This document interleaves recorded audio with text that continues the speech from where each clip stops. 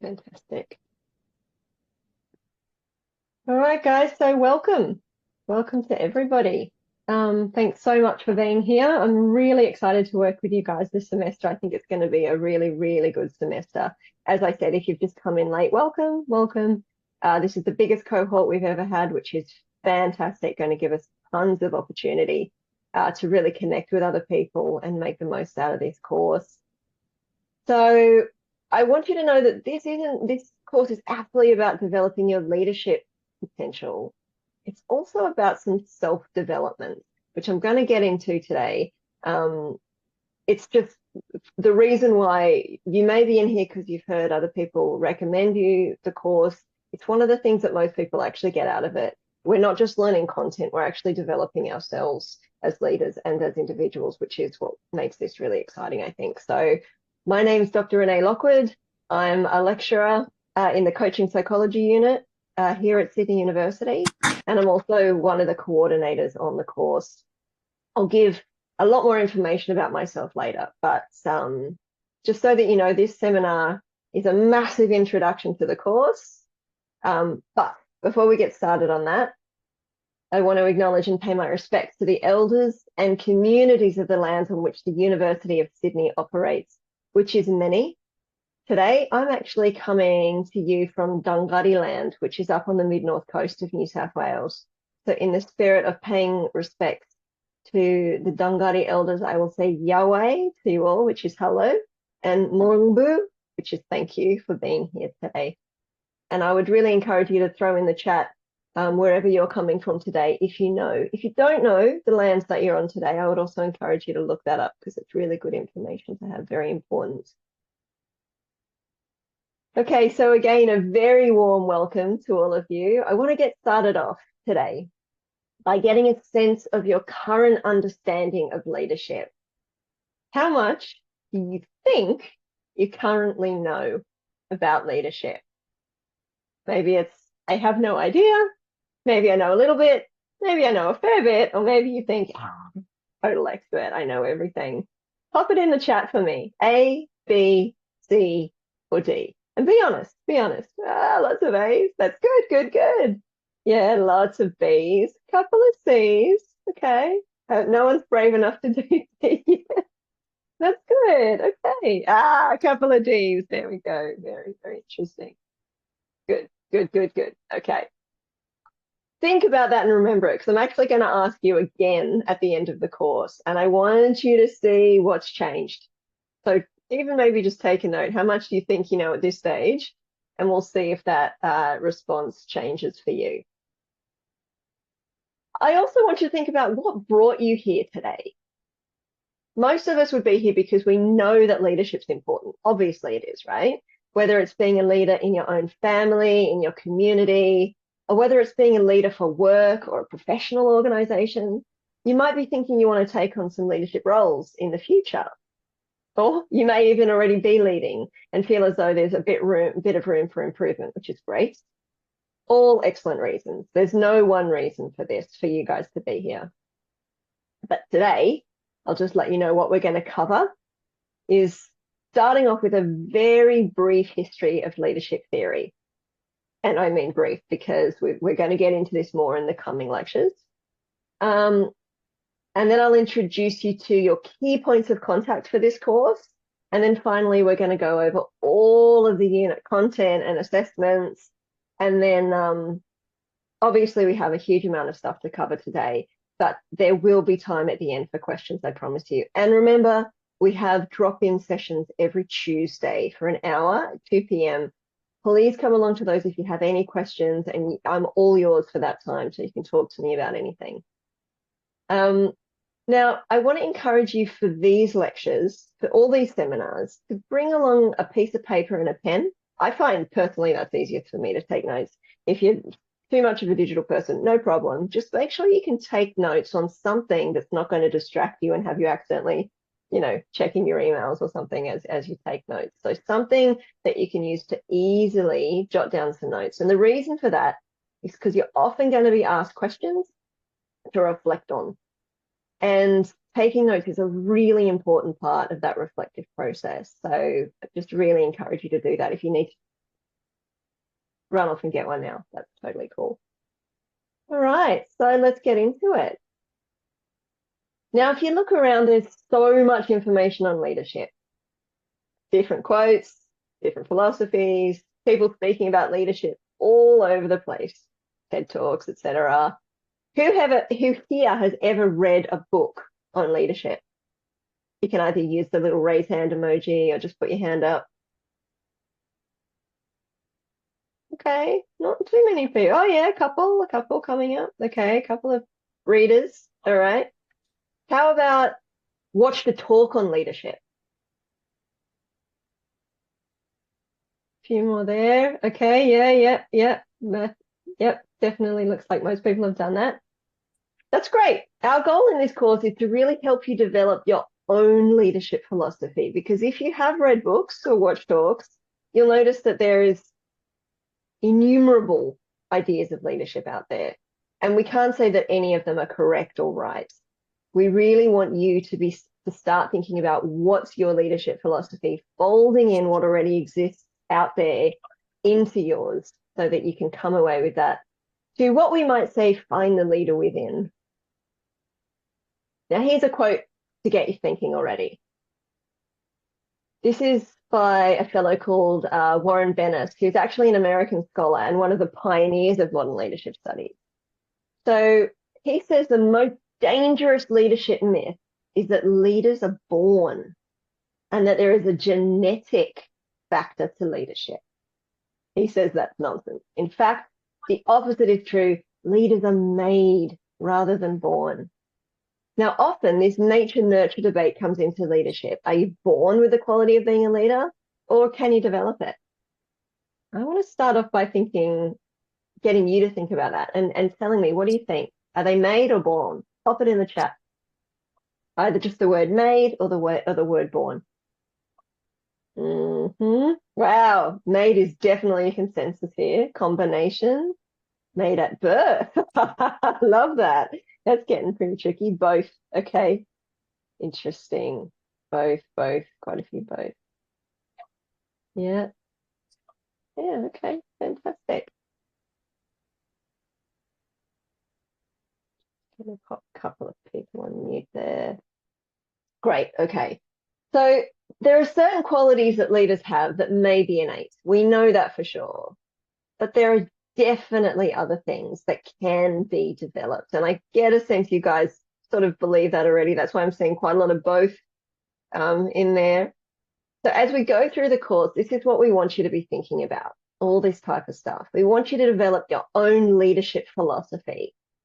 And that's going to include things like, what strengths do you already have? And what areas do you want to develop even further? What's important to you about being a leader? And how do you want to show up as a leader? Because they can be really different things too. Showing up, our behavior, how we present ourselves, that's the stuff we're really going to be reflecting on. So let's get into a little bit of the theory. So over the years, the question of whether leaders are born or made has been debated. And as we look through the history of leadership theory, we can certainly see the evolution of this idea. So firstly, the great man theory evolved around the mid-19th century. Now, this theory assumes that the traits of leadership are intrinsic, that great leaders are born, they're not made. Now, this theory sees great leaders as those who are destined by birth to become a leader. The belief was that these great leaders will rise when they're confronted with the appropriate situation. Napoleon Bonaparte was one of the first heroes of the great man movement. If you know anything about him, his rise from relatively humble origins to the rank of general at the age of only 25, and the spectacular success of his campaign in Italy, during which he won a series of battles against all odds, just simply couldn't be explained. If you don't know anything about Napoleon, you can watch what I think is a truly dreadful Ridley Scott film. I don't know if anyone's seen that, but I don't think you can.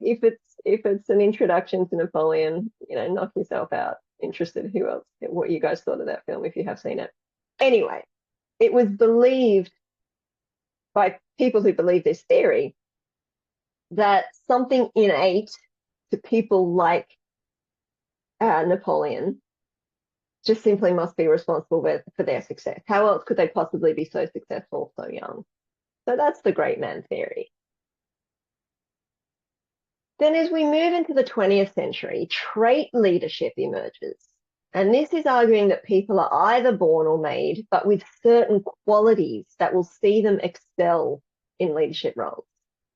That is, certain qualities such as intelligence, sense of responsibility, creativity, and lots of other values puts anyone in the shoes of a good leader. So it's really the traits that make the leader. Now, researchers attempted to compile lists of traits that were common among effective leaders, but this approach faced a lot of criticism. You might be able to guess why, because there's just a massive lack of consistency, right? And a failure to account for situational factors that influence leadership effectiveness. That is, looking at the context, not just a person. So then we have behavioral, and that's really what's happening by the mid-20th century in reaction to the trait leadership theory. We're starting to see these behavioral theories offering a new perspective. And that's one that focuses on the behaviors of the leader as opposed to their mental, their physical, or their social characteristics. This is where the view started to shift, that leaders are made and not born. It suggested that leadership could be learned and developed through the acquisition of specific behaviors. And then in the 1960s, contingency theory marked another significant shift in leadership research. And it did this by recognizing that effective leadership depended on various situational factors. So contingency leadership theories argue that there is no single way of leading and that every leadership style should be based on the context and on certain situations. Now, I think it's really important to note that to a certain extent, contingency leadership theories are actually just an extension of the trait theory, because it's sort of in that sense that human traits are seen as still being really important, but only in relation to the situation in which the leaders exercise their leadership. In other words, to be effective, a leader's traits, important as they are, need to align with the specific demands of the situation. So that's nice. We can see a little bit more complexity coming into the theories now. Here we have the first acknowledgement, really, that there's no one-size-fits-all approach to leadership. And then this notion develops even further in the 1970s with the rise of what's known as relational theories. Now, these are characterized by transactions made between the leader and the followers. So we're getting a lot more complex now. Rather than seeing leadership and followership, for that matter, as static principles inherent in people, relational theories tell us that we should consider them as dynamic principles taking place within that social space. That is, what's happening between the leader and the follower. Much more complex. And we're going to go over those, at least one of those theories in lecture 3. And I think really, really interesting in a bit next week too.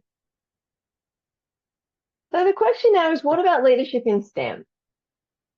If you've got a pen and some paper or something to jot down, I'm just going to ask you some questions now. And I'd love you to just take a couple of notes. Just pause for a moment of reflection. All these ideas I've just briefly mentioned, how do they fit within the world of STEM as you know it? What do you notice about some of the leaders in this space, in the STEM space? Again, the ones that you know of. What do you notice about? On the trolleys, just on the shelves. Okay. Ethan, Okay. just remember to keep yourself on mute, guys, if you can. What do you notice about some of the leaders in the space, and what are your assumptions about good leadership in STEM? Again, think about the leaders you know of. What are your assumptions about what makes a good leader in STEM? I'm not even going to get you to chat about it. I just want you to think about it and take some notes. Just reflect for a minute.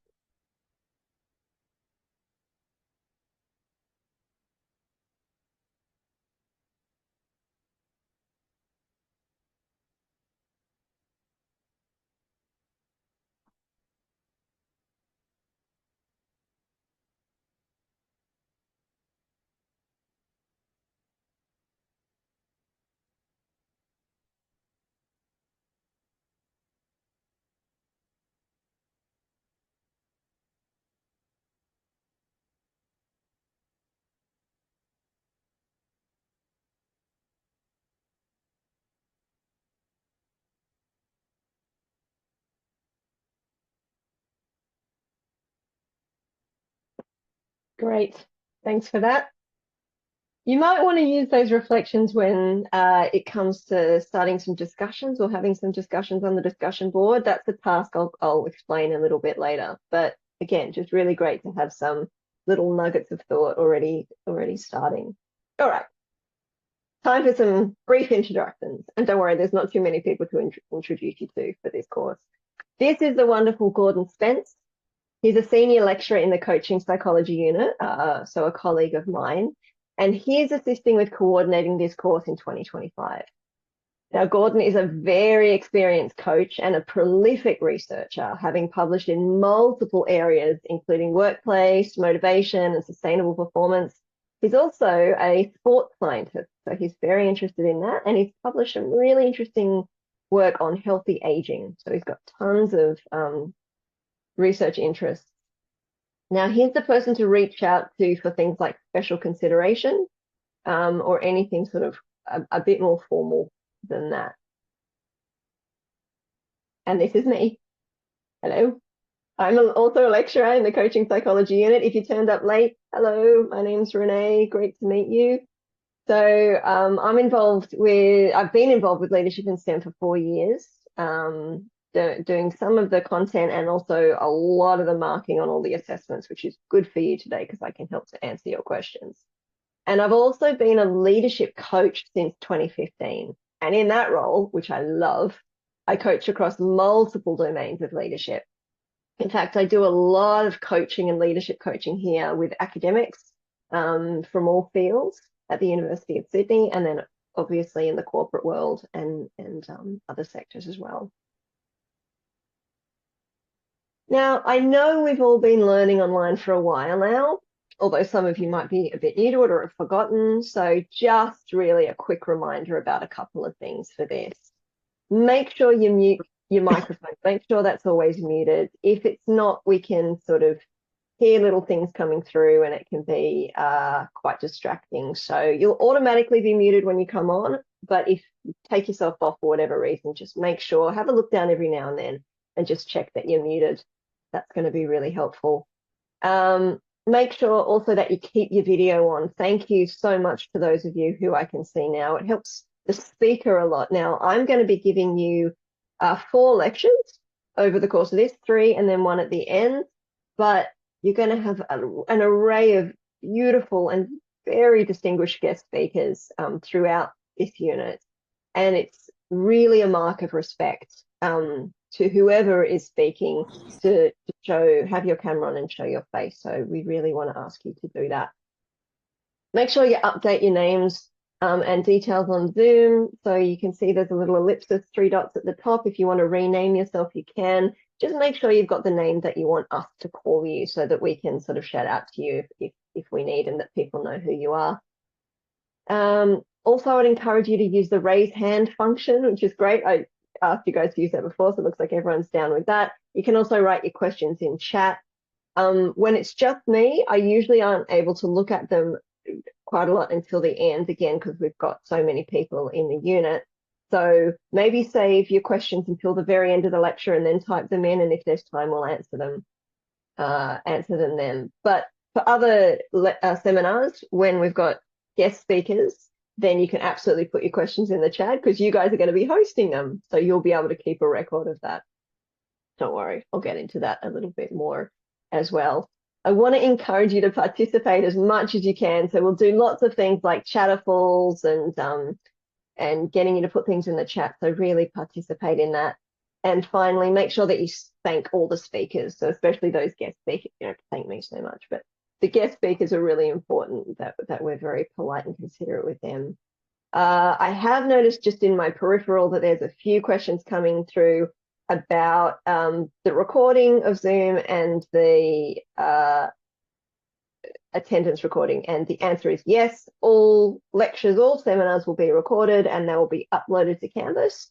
And as long as you're here in Zoom, then Zoom is taking record of your attendance, so you don't need to do anything else. But again, if you kind of don't have your camera on and we can't see that you're here, then It's not necessarily just a turn up and switch off and go away. And you wouldn't get anything out of the course then anyway. So as I said, it's a great course, just participate as much as you can. Now, in terms of the structure, you're all here, which means that's great. You know that the seminars are on from 12 till 1 every week from week 1 to 13. That is week 8, we don't have one because that is a holiday. So you might want to note that down. I'll remind you, but no seminar in week 8. Otherwise, we're here every week. And then drop-in sessions every Tuesday from 2 to 3 o'clock. And that's from week 2, so starting next week to week 13. Even in week 8, we'll have one. They're not mandatory. You don't have to come. But if you just want to have a chat about leadership with other students, come along. If you've got specific questions for me, definitely come along because that's the place where I'm going to be really answering them. I've just got a couple of tips for very effective communication throughout this course. Now, as I said, we have over 300 enrollments here. So it's really important that you guys think about these ways of communicating with me and with each other. Definitely, if you've got questions, your first protocol is to come to the drop-in session because asking me face-to-face, you're just going to get a much quicker and a much deeper answer to whatever questions you have. So make that a priority. Also, look on the discussion boards and post your questions there. On Canvas, you'll see the discussion boards as they're set up now have questions for each different assessment. So if you do have a question, look on there. I will be keeping across them every week and replying to anything that's going on there. So yeah, post your questions on there. Before you ask a question on a discussion board, really take the time to look and see that it hasn't actually already been asked and answered, because it is quite frustrating when you keep having to answer the same question again and again. So just again, these are kind of leadership skills, good communication, just checking that you've got that. Now, for more specific and personal questions, you can always be free to email me, particularly if they're personal questions and you can't make it to Tuesday, or if you don't want to talk about it to other people, no problem. I just want everyone to remember that there are over 300 students here.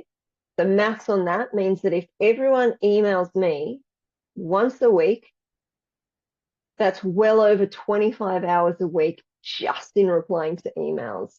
I wish I had that time. I don't. I teach on other courses here at uni, and I also full-time work as a leadership coach on Wednesdays and Thursdays. So you're not going to hear from me too much on Wednesdays and Thursdays because I'm in another role. So I really want to connect with you, and I really want to hear from you.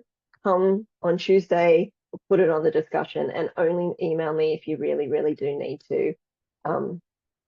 That is my request for everybody. So our key objectives for this course, really, they're fairly simple. First, we want you to explore, reflect, and construct a broad understanding of leadership. And you're definitely going to get to do that through these seminars. And through looking at Canvas, there's tons of really good resources up there for you already. And also, really importantly, we want you to start developing your own leadership style and practice. So now let me ask you, why are you here? I'd like everyone just to pop in the chat the main reason why you're here. Maybe it's a hope for the future that you have. Maybe it's an aspect of yourself that you'd like to develop, or something in particular that you'd like to get from the course. Just to sing just a couple of words. You can, doesn't have to be a big paragraph, just a couple of words. Just pop in the chat. Why really are you here? Okay, yeah. Great.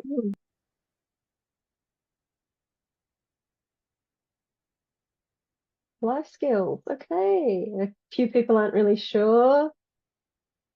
Confident leader, great. And meet other leaders. Yeah, really connecting with people, that's a great reason. Okay. Develop understanding. Wonderful.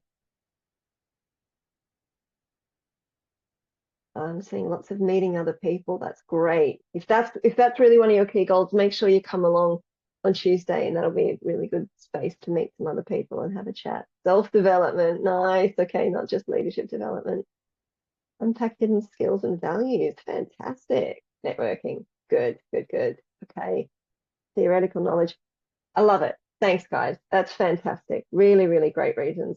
When we've asked people this before, we get a plethora of reasons, and I can see that in the chat as well. Lots and lots of reasons, myriad reasons. I'd say the one driving that I see the most is people want to enhance and develop their own leadership skills. The truth is, and I saw a lot of people as well saying personal development, which is great. To really achieve that, you need to engage in some serious self-reflection. And that's not something we've all done before. So let's start off just by thinking about this question. And this is a question I ask everybody I coach, every leader I ever coach. I will ask them, what leadership quality would you most like to improve? It's so important for you guys at this stage to start thinking about this, because this forms the basis of really why you are here. Even if you're here to network, what leadership quality is going to help you do that even more? Oh, nice ones coming through. Letting go of control, patience, confidence, communication, being more assertive. Yeah, good one. Hey, this is great. I can see that you guys are actually very self-reflective already, which is wonderful. Strategic awareness. Influence, nice. Okay. Developing a bit more follow through, delegation. Yep. Helping to evaluate others. Interesting. Awareness. Nice. Nice. The whole group to feel heard. Oh, I love that answer. Confidence. Lots of confidence. And I tell you what, guys, I hear that all the time when I'm coaching people. That's a very, very common thing, wanting to develop confidence, collaboration, and communication. I'm seeing a lot of that. So you definitely are not alone. That's fantastic. So you're noticing that these aren't generic, right? Different for everybody. And in order to get to these answers, it really takes quite a bit of self-reflection, which is really, really great. All right. Thank you for that. And if you just put something down, make sure you're taking note of that and keep on reflecting that thing. See if it changes over the course of the semester as well. Beautiful. So that's why you're here. Now let me tell you why we are here. Why does this program even exist? What we found was that as STEM graduates reflected on what they really wanted from their degree, they often realized that while the degree itself gave insights into areas of research and practice, which is great, there was very limited visibility around other directions that STEM graduates can take. I don't know if you guys have found that. It's a really common experience, and particularly what leadership opportunities were available for people within their fields, in their STEM fields and beyond. So with that in mind, the unit was really designed to give you an opportunity to interact with STEM leaders from across a broad range of fields, from academia, science, communication, education, and medicine, and beyond, the corporate world, all of it. We really want to give you a taste of what leadership looks like in STEM. And also for you to start to think about how you want to integrate your leadership practice into your personal future in your STEM careers. Now, we had a speaker last semester who said that there was a real opportunity for leaders in STEM. The reason being that often, and maybe again, maybe you found this, people in STEM fields get really into the work because they love the work. Yeah. Not necessarily that they want to be leading other people. So often they just love the research and the practice of STEM, and they don't necessarily want to be leading other people. That's very common. And this leaves a huge gap where more leaders are needed. So I thought that was a really interesting observation, because in STEM fields, you might find yourself with a ton of opportunities if you already are starting to develop your leadership skills. And if you have an interest in leadership, many possible opportunities for you guys, which I think is really exciting. Has anyone seen these posters around the university? Yeah, if anyone's been on campus yet, they've been around for years now. Okay, some yes, some no. Yep. All right. Leadership for good. It's kind of this slogan through the business school and Leadership Academy, really wanting to get students to think about that. But what does leadership for good really mean? So when we look at current world leaders and people at the helm of large organizations, those who lead humanitarian movements, for example, we often see that STEM graduates are actually pretty underrepresented. I don't know if you guys have noticed that. But even with these ones, we're seeing politicians, really important people. The guy who started AIM, fantastic. Not a lot of people from STEM. But STEM has produced amazing leaders, amazing innovators, and people who have changed the entire course of history. So a question we might ask is, how can STEM graduates best contribute to society? It's another question for you to reflect on, because we really want to inspire you as future leaders to reflect on what leadership means. What motivates you? How can you motivate others? And I noticed in the chat, some people were kind of saying that's something they might want to think about or move towards as a goal. How can you motivate others? And what does good leadership look like for you? What does it actually involve? Now, for a touch of inspiration, we're going to watch a very brief talk by a fellow called Simon Sinek. Has anyone ever heard of him before? He's an author and a speaker on the topic of leadership. If you've watched any talks or read books, you might have seen him. Okay, I'm seeing some yeses. That's great. So I'm just going to share my screen and optimize for video sharing. Now, this is going to start with a little ad, so please forgive that. Nothing I can do about that, unfortunately. Get into The Good Guys for a 2-day sale. Get 20% off a range of TVs, 20% off a range of... That comes from a story about Nelson Mandela. Nelson Mandela is a very important leader because different leaders are viewed differently depending on where you go. Mm-hmm. But Nelson Mandela is universally regarded as a great leader no matter where you go. That's true. And he was asked by a journalist once, how did you learn to be a great leader? And he told the story of when he was a boy. He was actually the son of a tribal chief. And he said he remembered going to tribal meetings with his father. And he remembers two things. One, they always sat in a circle. And two, his father was always the last to speak. And if you think about it, even well-intentioned leaders, we come in and we sit at the head of the table, you know, and we say to the team, okay, here's the problem we have. This is what I think we should do, but I want to know what you think. Too late. You've biased the room, or you've made people feel like their opinion doesn't matter, as opposed to sitting down and saying, here's the problem. I want to know what you think. And then being good at having a poker face. You can ask questions, but not giving away if you agree or disagree. And at the end, you can have the exact same opinion as you came in with, but two things happen. A, you actually get the benefit of more input. Right. So you actually may change your point of view. And other people feel like they could contribute, and they feel like they were contributing because they were. Right. So yeah, it is a fantastic practice to literally practice being the last to speak. Has anyone seen that video before or heard him talking about that before? A couple of people say yes. Okay. No, first time. Yeah, it's interesting. It's interesting. There is actually a book of his called Leaders Eat Last, and there is a reference to that on Canvas if you're interested. I think this is interesting because this is an example of what leadership looks like from one perspective, what good leadership looks like from one perspective. I mean, this semester, we really want you to have this question front of mind. What does it look like for you? That's what it looks like for Simon. What does it look like for you? And what does it involve? Now, in fact, our first assessment gives you the opportunity to really reflect on this and to convince your readers of your opinions. So let's get into having a bit of a look at that. Your very first assessment is a leadership key aspect pitch. And this one's actually due Sunday of week 3.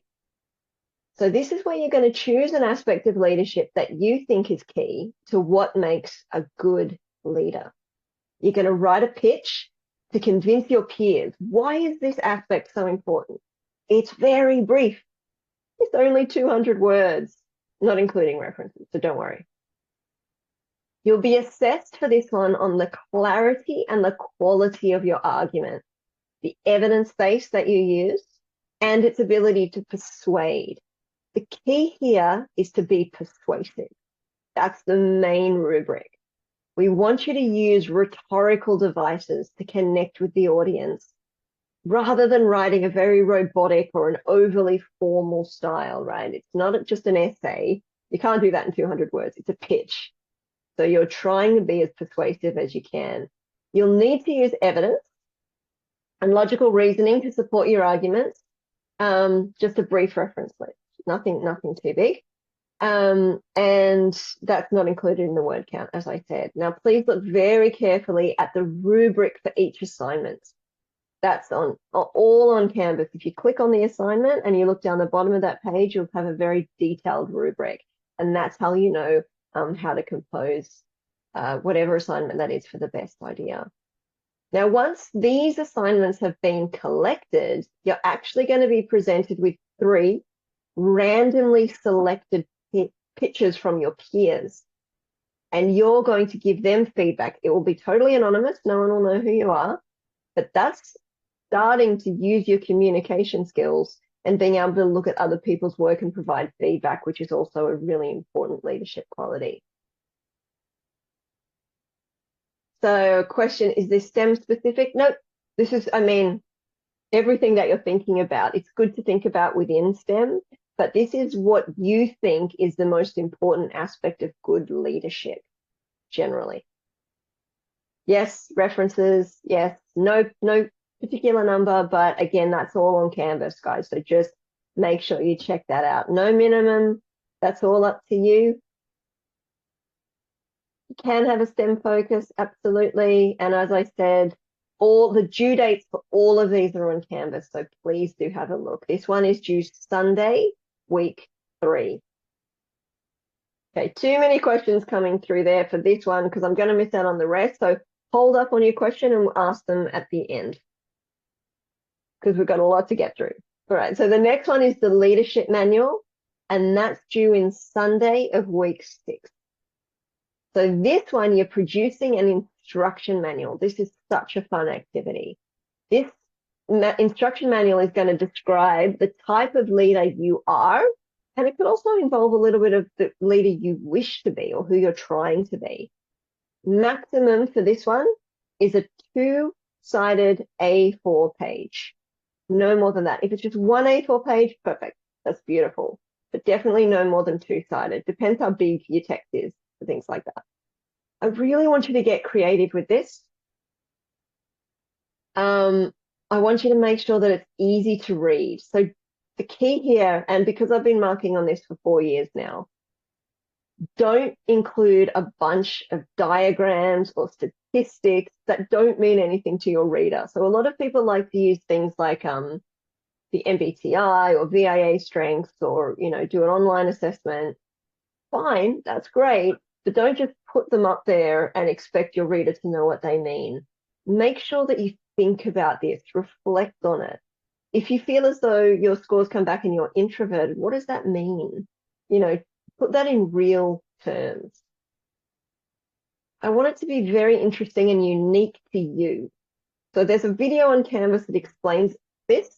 It's a fellow giving an example of his, but don't copy his style, right?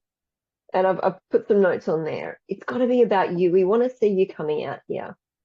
It's fine to include your name, your picture. If you don't want to, you don't have to. Your name's pretty important because your team needs to know who you are, right? Because when done well, these are a really good tool to actually use in the real world. You can take this and use it with your team and your colleagues to help them know who you are, what your values are, what's your leadership style, how can they work best with you. You may want to include your preferred work cadence. So for example, for me, family and well-being are super important. They're key values for me. And so for that reason, I turn off all my notifications on the weekends. People who work with me know that unless it's an absolute emergency, they should not expect communication from me on Saturday and Sunday. Now, having people understand that really helps to create these clear expectations and sets the tone for a healthy working relationship. So that's the kind of stuff you might want to include in there.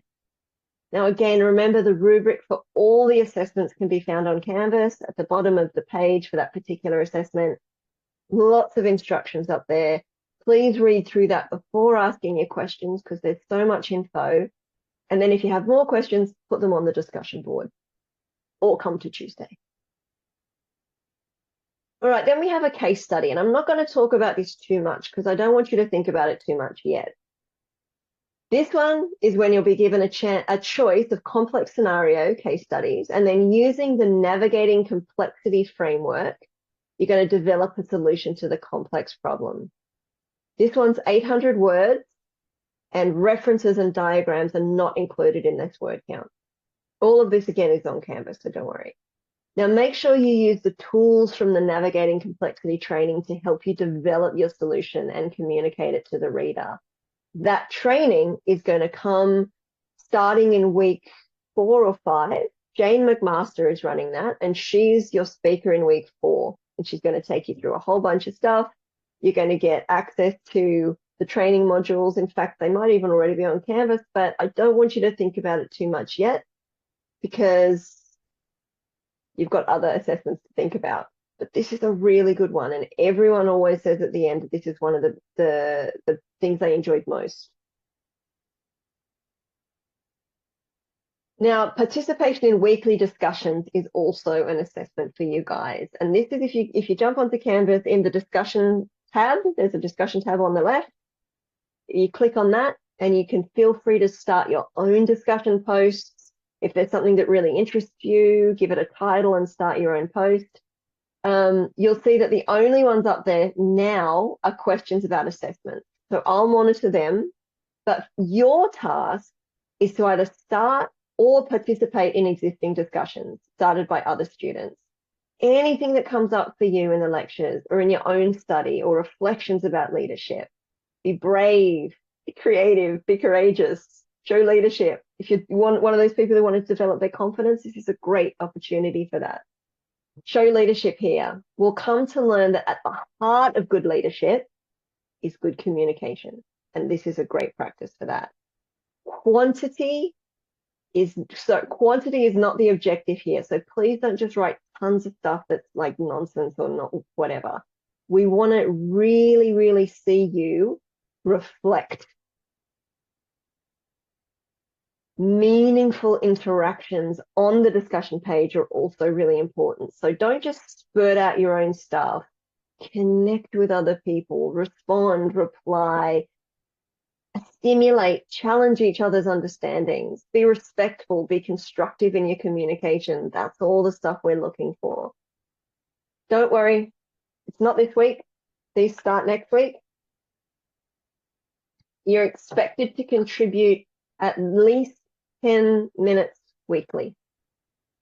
Now that's between Monday and Sunday, as I said, starting week 2.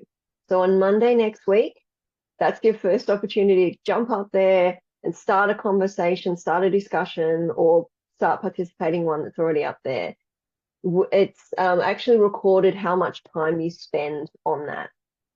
So a weekly record is kept of how much time you spend each week, not total.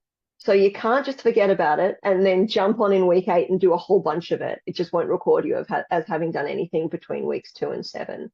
So a minimum of 10 minutes every week.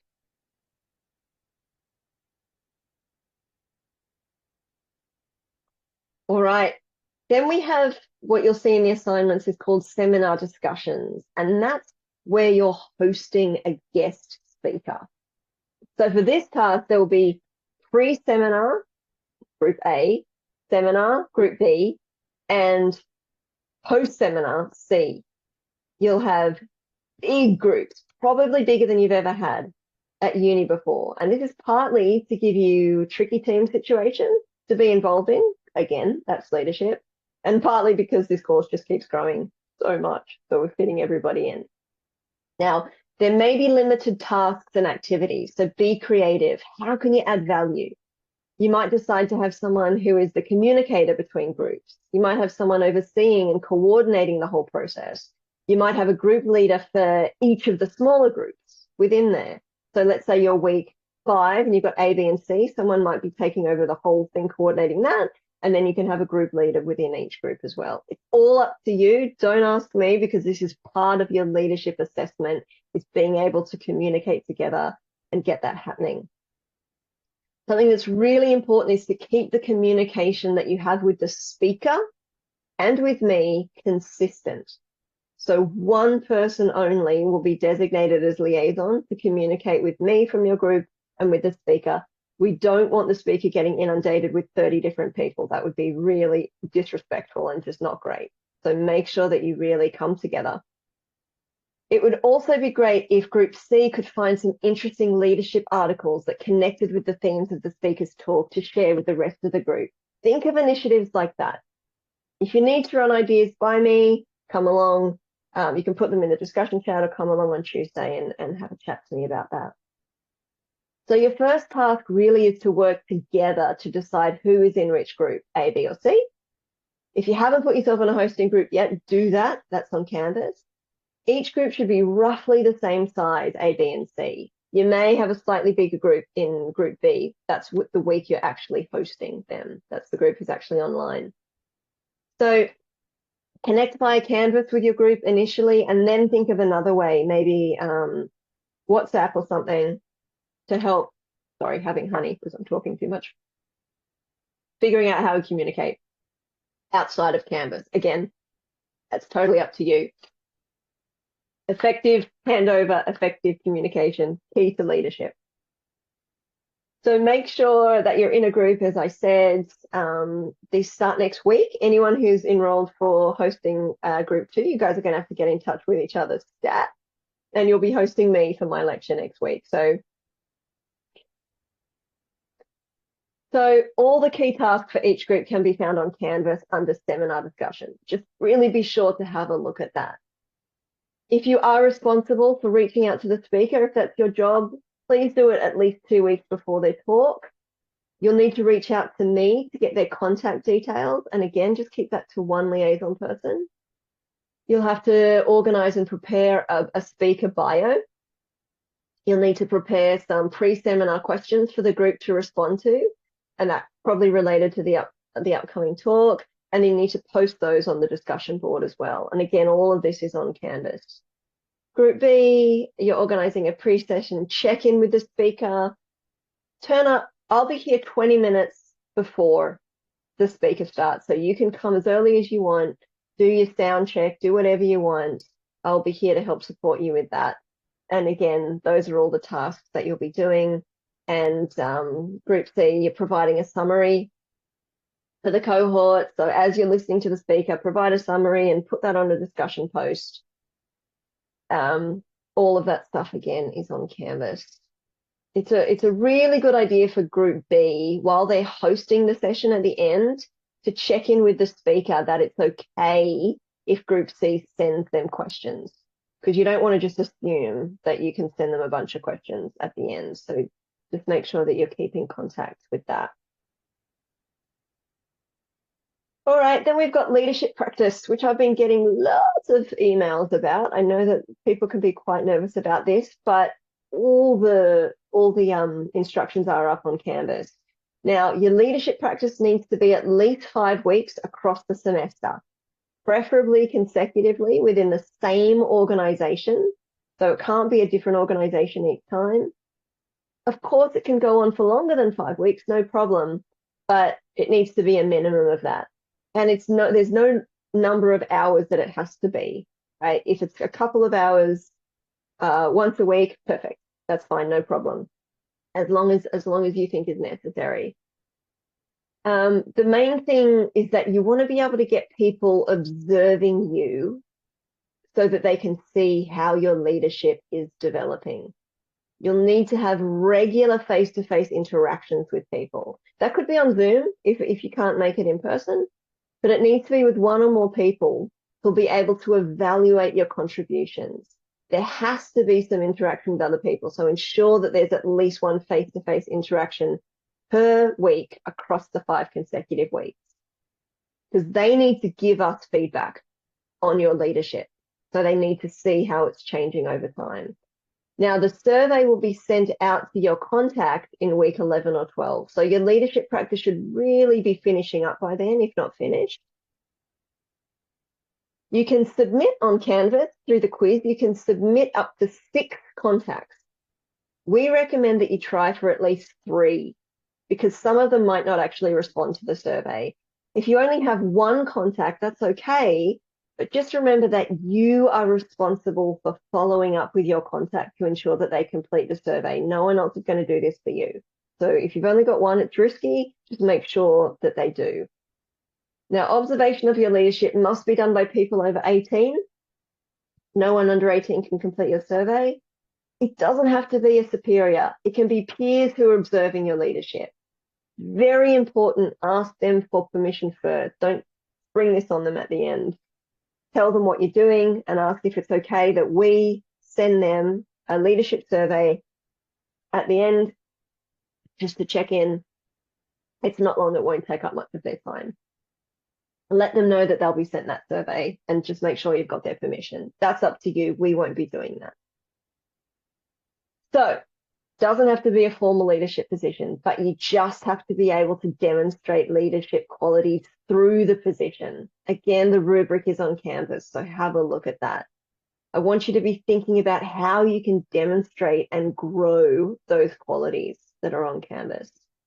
It could be a student club leadership. It could be sports team management or coaching, scouting group, homework club, mentoring programs, charities, homeless shelters, soup kitchens, environmental groups, land care. Be creative. There's so much stuff out there.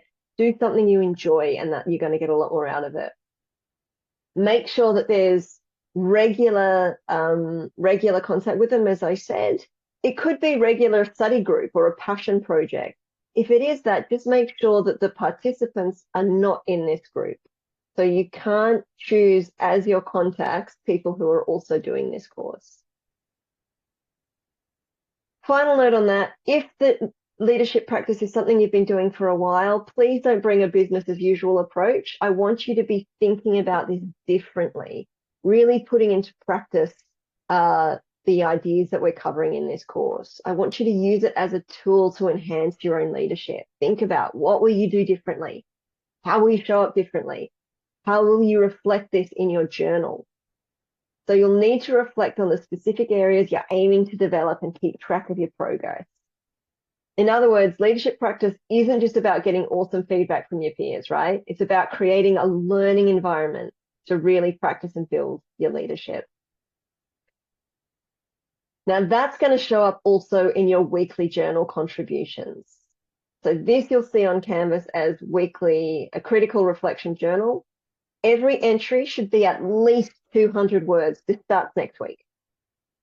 At least 200 words. Your entries might include things like a clear summary of your learning activities. If you're reflecting on hosting or your leadership practice, what was your role in your team's effort that week? Maybe a reflection on how your learning's progressing, what's working well, what's not working, what could you do differently? This requires consistent effort and reflection. Really important. Please note this. Before you submit the entry via the quiz every week, make sure you keep a copy for yourself. Once you submit it to Canvas, it will disappear and you'll never see it again. I can't get it back for you. So keep a copy for yourself and submit a copy to Canvas. The reason for that is because at the end, you're going to write a full summary of your journals. And this is due Sunday, week 13. This is what we call critical reflection summary. Here, you're going to use your journal reflections to create a final executive summary, which is an 800-word reflective essay. Here, you're going to reflect on your leadership experience, practice, discussions, and theory. This is really important. The summary should be written in the form of a mini essay. Don't provide one sentence summary of each journal. That's not writing. That's not reflecting. Think about maybe a few key themes that have emerged for you and construct whole paragraphs around them. It needs to be a cohesive essay that really sort of summarizes the key themes or the key learnings that you've had as evidenced in your weekly journals. Really good responses here. Don't just talk about how good they are and how much they've learned. That's fine. We want you to reflect on your mistakes. What didn't work? We learn the most from our mistakes. So what maybe didn't go so well? What maybe are your weaknesses that you actually want to continue developing? And setting some goals. Really good ones include goals moving forward. So make them specific. How might you measure your progress towards those goals? They're really the top marks that we see in these. These can be written in the first person. So I have learned this and this. That's absolutely fine. Reflective essays are fine written in the first person. And again, look on Canvas for rubric. Oh, that's it. Last thing I want to leave you with today is a question. What's going to motivate you to be a better leader this semester? What is it that's really going to get you set on moving forward? What's the cookie on the table for you? Because remember that you are the leader of tomorrow, but I'm going to add a little caveat to that.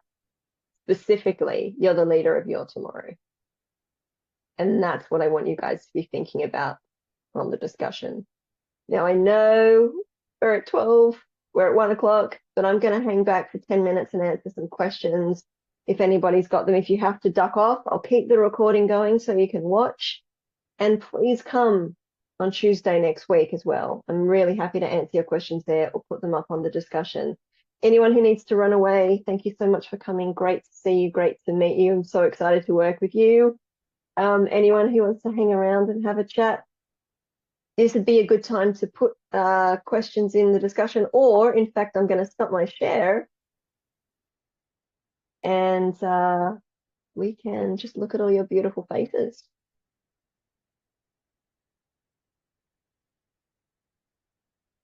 So if you've got a question and you want to take yourself off mute. Hey, Renee. Hey. Quick question. Does the leadership practice have to be STEM related, or can it be anything? It can be anything. We're checking. Okay. So if you wanted to volunteer with a soup kitchen, that's great leadership practice. Whatever. Right, okay. Yeah, absolutely. Anything you like. Okay. And to follow up with that, if I do something like private tutoring where I am remunerated for it, I know I saw on Canvas that you want to avoid doing anything related to family or jobs where you're paid. If I do something like tutoring, but instead for one particular family, do it voluntarily, would that apply? Would that work, or should I find something completely different? Because unfortunately, I've got quite a lot on with uni that I don't really take part in anything. I'll have to find something brand new. Okay. I think everyone's super busy, so there's probably a lot of people nodding along and going, yeah, absolutely. Look, I want to leave it to you. This is very much an exercise in integrity. So if you feel as though this leadership practice is something where I know the family really well and they're paying me and they're going to be so biased and they're going to give me all this awesome feedback and I'm not going to get anything out of it, you kind of, it's not ideal. But if it's something that you feel as though you'll be able to really demonstrate different leadership practices that you haven't shown before and be able to develop yourself in that way, absolutely. Okay then. Perfect. Well, thank you very much. I'll see you next week. You're so welcome. Good to meet you. See you next week. You too. Hi, sorry, can I check where is it again on Tuesday? Zoom. On Zoom, 2 o'clock Tuesday. You can see it on Canvas. Just in the Zoom link, you'll see the little link there. All right, and also another question is that how are these assignments graded? How are they graded? Yeah. Same as there's rubrics on Canvas so you can see. They're not just pass fail. It's all very clear. I want you guys to have a good look on Canvas. All the grades and all the rubrics are up there so that you can see how much each is worth. And then if you scroll down to the bottom, you'll see the rubric as well. So if it's out of 5, for example, you'll see what kind of marks you need to get 1.5, 2, 2.5, all there, all the information's there. Under assignments, right? Yeah. Okay, thank you so much. Okay. Hello, I have a question. Hi. In terms of the leadership activities, by the way, can you hear me? I can hear you perfectly. Yep. Yeah, awesome. I heard something about being a leader for the SCDL 1991 subject, Mm-hmm. where how can we organize that leadership? Do we have to? So again, I'll just stop you there. Have a look on Canvas. All this is on there. Yep. There's actually an announcement. If you look in announcements, Yep. that I put up there from someone called Kay. She's the person you need to reach out to for that. I don't have the details of it. So just make sure you're really across the Canvas site because you'll find all those kind of questions are absolutely up there. Okay, thank you. You're And very also, welcome. Yep. with attendance, I'm not sure if I logged into Zoom with my university email, and That's all right. Just be sure to do that in the future if you can, but we'll see your name come up. So if your name is logged in there as you know what it appears, then we'll know that you're there. So okay, thanks so much. no problem. Good to meet you. Good to meet you too. Renee. Go for it. Hi, can I ask a question? Oh, sorry, 1 second. I think we just had one. Xianyi, 1 second, sorry, just before you. Just a quick question. Those Yep. journal entries, are they for the weeks where we practice our leadership? Every week. Every week. Yep. Yep, between week 2 and week 13, you need to write a 200-word journal entry and just keep a copy of that so that you can refer back to it for the essay and then submit that every week. Yeah. And again, all the instructions for that are on Canvas too. So yeah, have a good look at that. Okay, thank you so much. No worries. See you next week. Who was next? Hi, can I ask a question? Yes, go for it. Hello.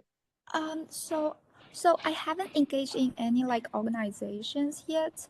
I'm afraid like by week 5 we're supposed to submit my the 5 people's email of for the leadership practice, right? Week 7, not week 5, week 7.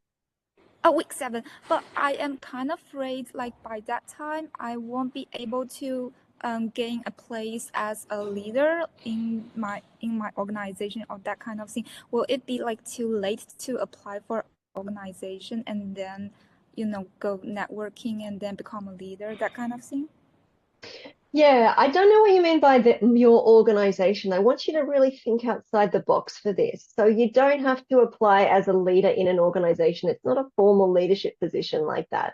It could just be a student club. It could be a passion project that you've got where you get even just some peers together and you're leading the group in discussions.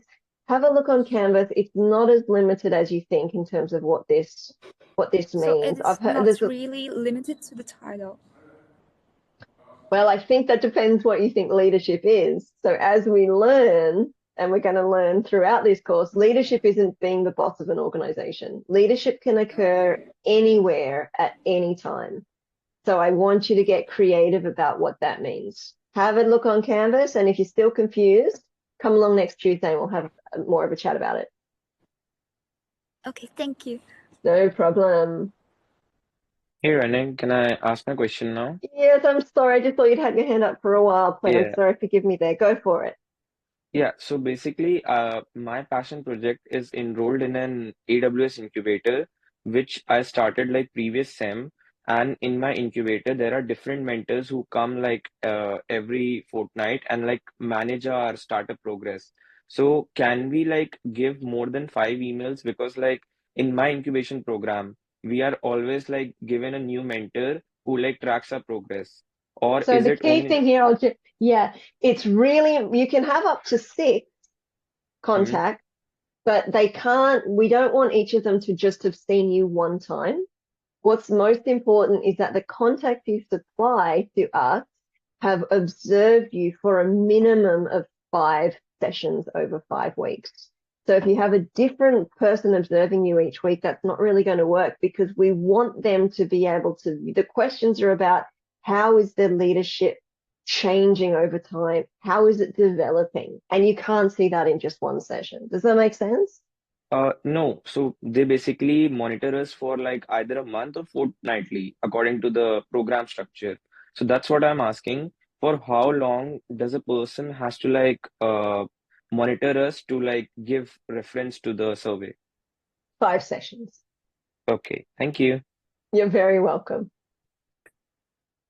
Good to meet you. And Jia, I think you were next. Hi, yes, I wanted to ask more about the passion project, since that would also be counted as leadership practice. So I've been working on this project with a couple of my peers for a while. So for my leadership practice, is it fine if I write about a new or innovative way I've kind of incorporated leadership in that setting and got them to include that in the survey instead of starting something, completely new? Sorry, could you ask the question again? When you say write about, what did you mean? As in, we do need to outline, right? Or we have to get a survey from other people. You're not responsible for the survey at all. Nothing. All you need to do, you're just focusing on the practice. So what you're going to do you're going to start the leadership practice, and in week 7, well, let me start that again. You're going to start the leadership practice or engage in it. You're going to ask some people up to 6, between 1 and 6, to be observing your leadership and ask them permission for us to send them a survey. Oh, okay. You will then, in week 7, you will submit to us their contact details, their email, and towards the end of semester, we send them a survey. You don't have to do anything. We send them a survey that asks them about how your leadership is developing, how it's going. Oh, You're not wow. involved in that at all. Does that make sense? Yeah, that makes sense. So it's fine if I start something new within this already existing group, right? And Absolutely. Or as long as you can get them observing you for a minimum of 5 sessions over 5 weeks, absolutely. Thank you so much, Renee. You're welcome. See you next week. Okay, Caitlin, I've got you as next, and then Omar after Caitlin.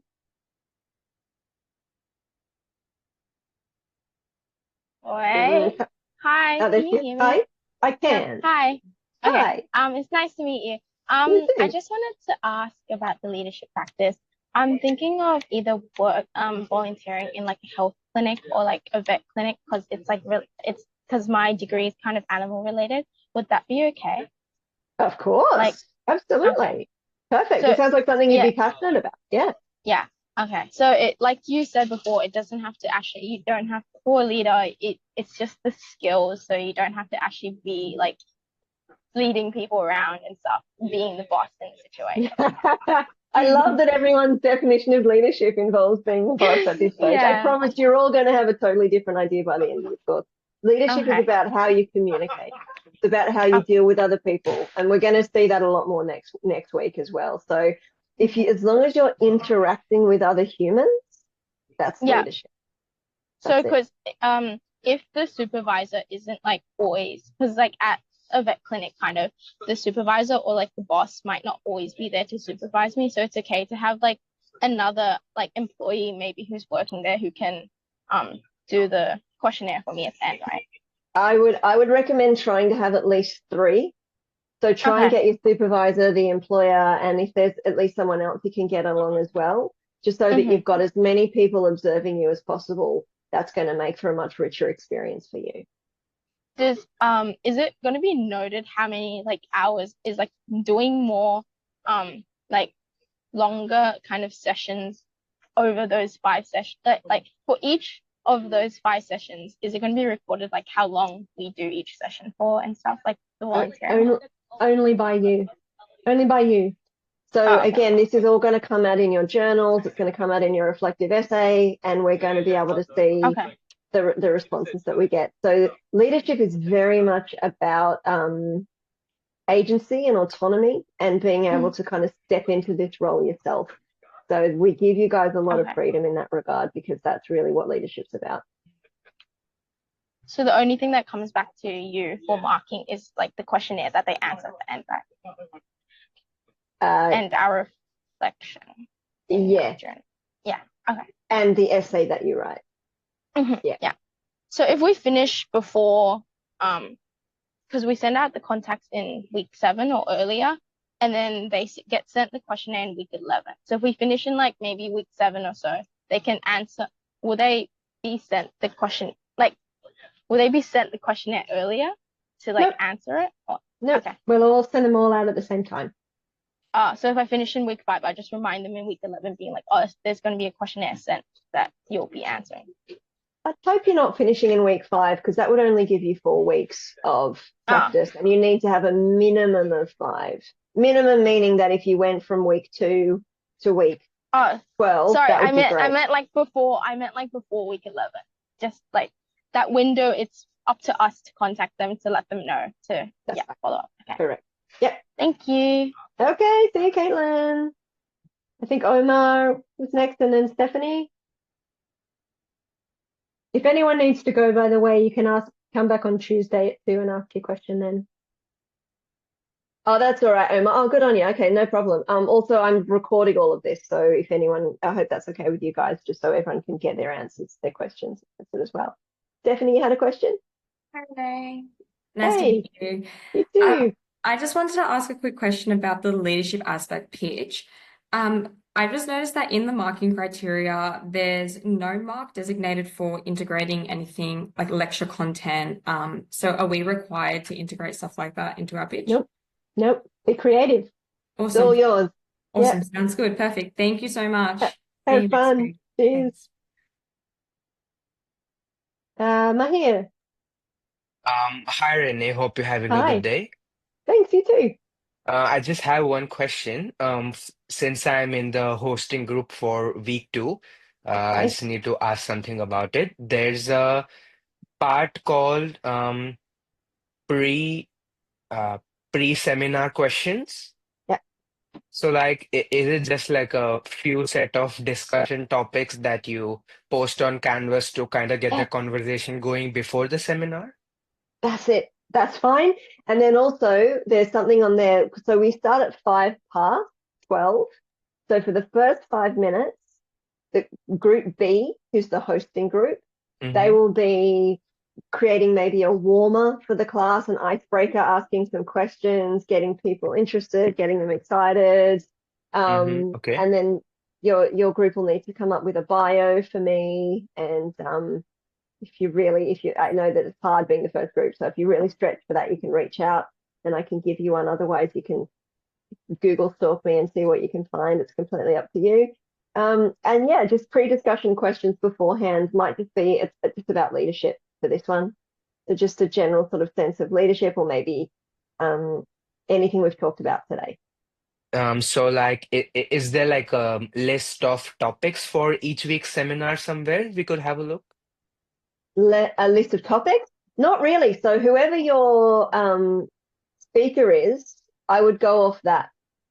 So whoever, like, once you do some research on them and their topic, you might think about getting some pre-seminar questions up on the discussion post just about their field or their area or their interest. Or anything Okay, about perfect. leadership. If you can't find anything for that, that's fine. Okay, perfect. Thank you. Nice You're meeting you, yeah? welcome. You too. You too. Bye-bye. Is that Kamya? Sorry, my writing is so small. Yeah. Can you hear me?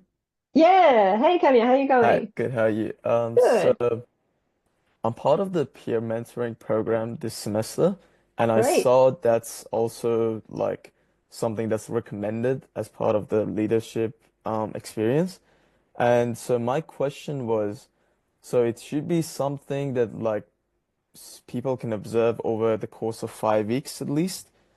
And the thing is, like, some because I'm a mentor right now, but a lot of mentees usually do not show up after like week 2.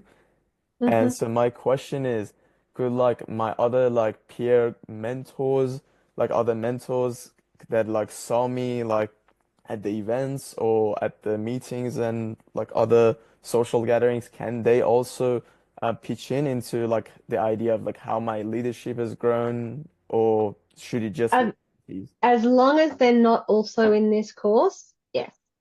Okay. We just can't include anyone that's in this course right now because for obvious reasons, it'll be too biased, right? Yeah. So if they're outside of that, absolutely have up to 6 contacts. So I would get your mentees for sure. If you know, you may find that some of them turn up, especially if you tell them, listen, this is really important for me. I'm developing my leadership and it would be great, you know. Otherwise, maybe there might be other people around that in that space that you could, it's just for you to sort of think about how can I get people to most effectively observe my leadership and report back on it. All right. Very Thank much you. up to you. That's part of the fun. Thanks. You're welcome. No problem. All right. Any other questions? I don't see any more hands up. Yeah, I just want to ask a good question because Yeah. I don't know why I can't raise my hand, but that's fine. Oh, 'Cause that's okay. There's yeah, a 'cause if you can see do you see the little react button down the bottom? It's got a yeah. little love heart on it. If you click on react, and there should be a I see that, but yeah, that one's good. no matter That'll what, get my no matter attention. what. Yeah, I just want to ask because I've noticed in Canvas that Yeah. our weekly hosting group will be broken into 3 smaller groups. Yeah. But I'm a little curious about would us be automatically broke into 3 smaller groups, or can I No. choose? No, so this is part of the leadership practices for you. The group could be up to 25 or 30 people, depending. And it's going to be up to you guys to together decide how you're going to be broken up into those groups. It's a real leadership task. It's quite difficult to work with that many people, but that's actually what happens within real life leadership scenarios. So it's very much up to you guys to That decide that. means the people in our group will decide Well, you're the people in your group. So yeah. you'll decide too. Together, collectively, you'll need to reach out to each other first on Canvas. So you can see that in the people on the left of Canvas, you'll see people and you can see all those people. You can click on your hosting group, reach out to each other that way, and then find a way to get off Canvas. Maybe that's WhatsApp or another social media or email. And together you'll need to figure out how are you going to organize your communication together. I can't organize that for you because that's part of the assessment. I know that. That means we should determine which groups we are in, whether A or B or C. That's correct. Yeah, that's Don't another panic. question. Yeah. Another question is that do we need to write a critical reflection journal this week, No, or as I said, starts next week. starts next week? Yeah. Yep. And again, all these questions, if you look on Canvas, you'll see them there. So I want to encourage you to take a good hour and spend that time looking through the Canvas site. This course is very much based in Canvas. So you're going to have to spend a couple of hours every week really looking through that and putting in your journals and playing with your discussion boards and really get used to that site. That's going to help you a lot. Yeah, thank you. Thank you You're so much. welcome. No problem. Okay, we got Oscar and Hannah, and then I'll probably need to step off at 1:30. Oscar, shoot. Can you hear me? I can hear you, yes. Nice to meet you, by the way. Nice to I'm a meet you too. psychology student, so I'm actually quite interested in coaching psychology. Fantastic. I did want to ask if you had any recommendations on that vein. I'm not sure if there are, like for a leadership. You mean for your leadership practice? Yeah. Have you done any coaching before? I haven't done any coaching Okay. before.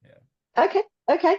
Well, lecture 3 is going to be very much about what coaching is and looking at some basic core principles of coaching. So I think that you'll find that lecture really interesting. So I'd encourage you to come along to that. If you want to start your coaching practice before then, you can always just even jump into the library and look up some coaching books and see if there's something you can learn and then start engaging in coaching if you wanted to. But I would just have a think about it in terms of if you wanted to do coaching as leadership practice, who would you be coaching and how could you sort of get them involved in the process? Not impossible. I think it's a great idea. Have a think about it, and maybe if you've got ideas, come along next Tuesday and we can have a chat about it as well. But that's great. Glad to hear you're interested in it. You'll love lecture 3. And then other very quick question is similar to the first one on tutoring. Does it change if it's so it's still private tutoring, but it's not with an individual student, it's with like a class with like Great. That's fine. Are they over 18? Yeah, well, there'll be at least 6 over 18. Perfect. That's great. Just make sure that if you've been doing it for a while that you bring something new. So don't just do that, as usual. Maybe bring some coaching that you haven't done before, or some of the stuff, the theory we learn in week 3, you might want to bring that into it and see what happens. That's perfect. Yep. Awesome. Thanks, Oscar. See you next week. See you. See ya. Hey, Hannah. Hi. Thank you for the lecture, first of all. Nice to meet you. I just wanted to ask about, since I'm in the hosting group too as well, I've established communication on like the hosting group, like Mihir has done it and I've responded to him. But I was just wondering, since it is in week 2, when, like, if people don't respond to like the discussion and we don't hear from them, what do we do about that? Like, when should we start if that happens? I can't really answer that question for you because that's kind of part of the leadership process. So it's very much about, think of this as an organization, right? Organizations are tricky. Sometimes people don't respond. And part of leadership is about figuring out how to deal with that process. If you're having really hard time, you can absolutely email me and get in touch to tell me what's going on. But I really want you to take a lot of ownership over this and try and solve any of those problems that you can yourself, because again, that's kind of part of the leadership practice. Yeah, that sounds good. Thanks, Hannah. Thank you so much. Okay, see you next week. All right, guys. These really important questions. If they are, ask me quickly because we've gone quite a lot over time. Hey, Young. Hi, thanks for today's session. Hi, no problem. I have a quick question. Should the leadership practice be limited to just one thing? I'm currently involved as a mentor in the 2 different mentoring programs. Would it be okay to combine them and getting the feedback from both of them, or just one thing? How many are in each group for the mentoring? First one is just 6 people, and second one is peer mentoring, so like 8 and 12 people, but I have co-mentor. Okay, no, you just need to choose one because we really, really want to be able to focus on you practicing your leadership within one space or one organization or one group, and having maximum of 6 people from that group report on your leadership over time. So pick the one that you think you'll be able to develop and show your leadership most effectively. Okay, thank you. No problem. And last one, Richard. Hello, Richard. Quick question on the leadership practice was that if it starts in week 3, how would I structure, say, like my week 2 reflection? As in, like, if like I'm unable to get a leadership practice by a certain time. No, that's fine. Your reflection. So you're talking about your journal entry? Yeah, so like, you have to do it every week. Doesn't have to be just on your leadership practice. We want you reflecting on all aspects of leadership. So your journal reflection next week could be about, I asked you guys a ton of questions in the lecture today. So maybe it's you've been pondering those questions. Maybe you've been thinking about leadership in STEM, what that means to you. How are you reflecting on that? That'll be fine. Maybe you're taking part in the discussion boards and you're noticing something about how you're communicating in there. Reflect on that. Maybe you've noticed leadership happening somewhere in the world, in politics or in STEM or something, and it's brought up feelings for you. Reflect on that. There are so many things you can reflect on. It's just about, we want to see your understanding of leadership coming out and evolving over time. Now, if that's got to do with your leadership practice, great. It certainly doesn't have to, especially if you haven't started it yet. We just want you reflecting on leadership. Does that make sense? Thank you very much. All right. Thanks for your question, Richard. Anybody else before we say goodbye? All right, guys. Thanks for hanging out and hanging out with me. It's really nice to meet you. I hope I'll see some of you next Tuesday, and if not, I'll see you next Friday. Thanks, Thank you. guys.